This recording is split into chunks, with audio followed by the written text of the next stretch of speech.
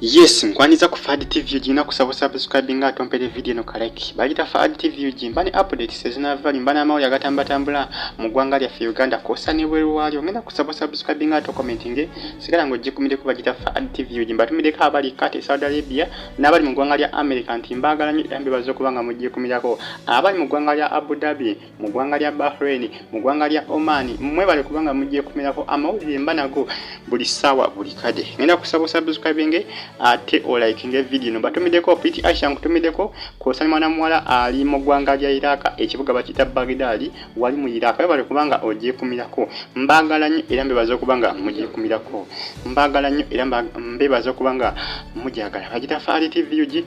esawa zino ensonga ezitunsonga za Hassan Nduuga Okubba Sente za mwana mulenzi Ronald Alimpa Ezabadde ez'okumujjanjaba banagana mannyo bashamire endozi bavudde nga bagamba nti Hassan Nduuga sente zino ziyabye zabadde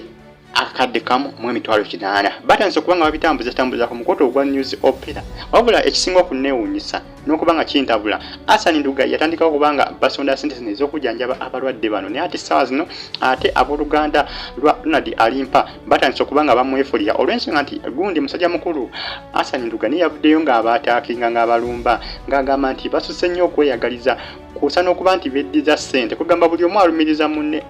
abafamile ya Ronald Alimpa bagamba nti Hassan Nduuga ye yabulankanya sente zaani zalimpa amafina ziyamuwa okumujjanjaba kyokka ate bagamba kwegamba Hassan Nduuga alumiriza family ya Ronald Alimpa ate Ronald Alimpa naye alumiriza Hassan Nduuga kugamba ekituufu kikyabuze okumanya kiki ekigenda mu maaso wakati wa babiri bano buli omu yeebuuza kiki ekigenda mu maaso buli omu akyebuuza olw'ensonga nti esaawa zino gundi musajja mukulu Alimpa ali mu mbeera mbi era akyetaaga sente ze baamuwa tebamanyi wa gye zaalaga ate singa okuneewuunyisa n'okubanga kinconfusinga n'okubanga kimbuzaabuza kwe kuba nti mama Fina sente ziyawa Alimpa yazikwasa owooluganda lwe olwa Alimpa ate esaawa zino bagamba nti owooluganda lwa Ronald Alimpa Hassan Nduuga yazimuggyako sente n'azikola ki n'azikwata ye nga ki kugamba twebuuza kyekigenda mu maaso wakati w'abantu bano kubanga Alimpa Ronald Alimpa embeera ye si nnungi ssaawa zino bamukyusiza bamukyusiza eddwaliro mulago bamuggyeeyo wabula eddwaliro bamututte tennaba kumanyikibwa naye nga yakoze ka vidiyo ng'agamba bannayuganda nti balikirawo okumubika kubanga gyali mulamu kwadde bamubika nga bagamba nti yafudde naye gyali mulamu tannafa naye embeera gyalimu si nnungi abasinga bagamba nti bamututte mu ddwaliro ery'ekinnansi okumuyunga amagulu amagumba naye ate abasinga bagamba nti okugulu okwo baatudde okujjanjaba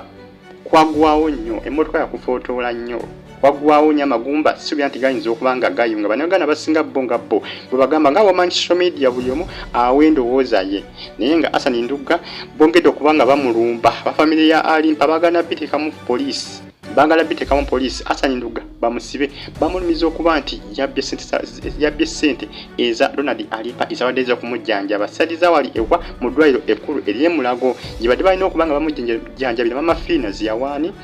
musajja mukulu Alimpa okubanga zimuyambako okujjanjaba kosa ne mwana mulenzi Lwagafaya kosa ne muganda wa Lwagafaya nga bwe bajjukira muganda wa Lwagafaya nga bwe nabagambye yali yakosebwa akataago era nga bagamba kataago esaawa zino bakamuggyemu esaawa zino talina kataago olw'ensonga nti kaali kayabika alumizibwa mu kifuba kosa ne mu lubuto muganda waani Lwagafaya nga bwe bali mu mmotoka kugamba nga bwe bali mu mmotoka eryoka efune akabenje baalimu abantu baali bangiko nga bawera naye nga bambi bonna abalimu bali bubi abala baafa naye ate abaawona ate bali mu mbeera mbi kiraga nti akabenje kaali k'amaanyi nnyo naye abasinga bagamba nti Hassan Nduuga kijja kityokubanga yabbye ssente z'abantu abo mu kaseera akazibu ke balimu essaawa zino kwegamba amazima gajja kuba gavaayo mpolampola naye nga Hassan Nduuga yaali mukattu musajja wattu Yejuusa okubanga yayamba abantu bano kuba bamutaddeko akazito k'amaanyi nnyo beetaaga mbalirira ya ssente ezaakozesebwa amafina ziyakola ki ziyamuwa musubscribing bagita Fad TV ugi mwere bulungi mbatumiddeko abali kati Saudi Arabia mwera